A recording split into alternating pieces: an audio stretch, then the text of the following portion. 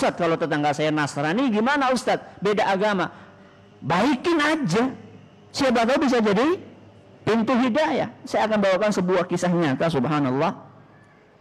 Ada seorang ustaz tinggal di suatu komplek, tetangganya Nasrani. Dan dia ini Nasrani yang taat. Setiap Ahad pergi ke gereja. Sering itu ustadznya ketika dia mau berangkat ngisi pengajian, ketemu sama Nasrani tersebut, dia bawa Injil, ustadznya bawa Quran. Selamat pagi Pak, pagi Ustaz. Nah, saling menyapa. Itu sekitar tahun 1998.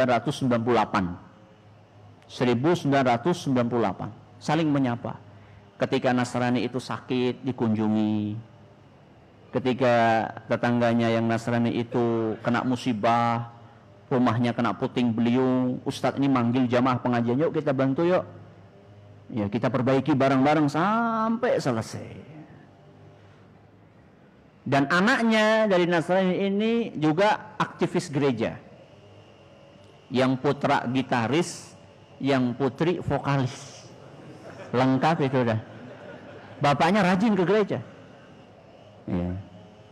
Dan Nasrani ini setiap ada hari raya selalu mengucapkan selamat sama ustadznya. Selamat hari raya Idul Fitri, selamat hari raya Idul Adha. Tapi ketika ada peringatan Nasrani, ustadznya nggak ngasih selamat.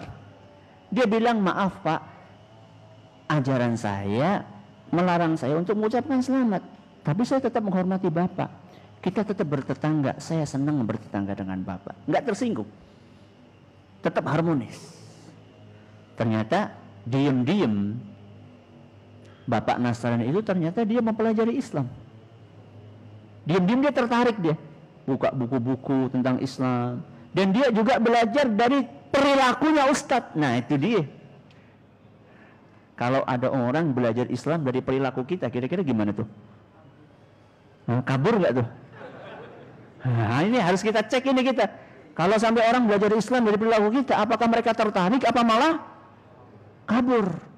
Nah, ini kebetulan Ustadznya Masya Allah. Jadi orang tadi, Nasrani tadi, dia selain baca buku-buku, dia juga berusaha untuk mempelajari tentang Ustadznya. Pelan-pelan. Pernah suatu saat, kata Ustadz tadi, si bapak itu berkunjung ke rumah. Ketika mau pulang, hujan deras. Akhirnya sama Ustadznya diantar pakai mobil. Ketika di mobil, itu kakek-kakek itu, bapaknya sudah kakek-kakek. Ketika di mobil itu dipegang tangannya sama Ustadz. Sambil Ustadz ini berdoa kepada Allah di dalam hati. Ya Allah, Ya Hadi, wahai yang pemberi hidayah. Ya Allah, berilah hidayah kepada fulan, hambamu ini. Ya Allah, ya terus berdoa.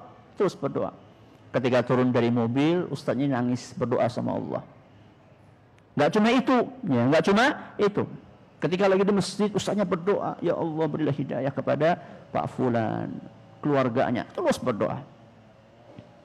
Sampai datang suatu hari bersambung.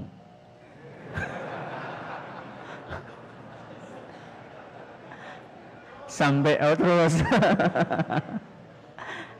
sampai datang suatu hari Ustadz ini baru pulang dari masjid. Ternyata di depan pintu rumahnya sudah nunggu bapak itu pakai peci. Dia langsung ngomong, Ustadz, bimbing saya untuk masuk ke dalam Islam.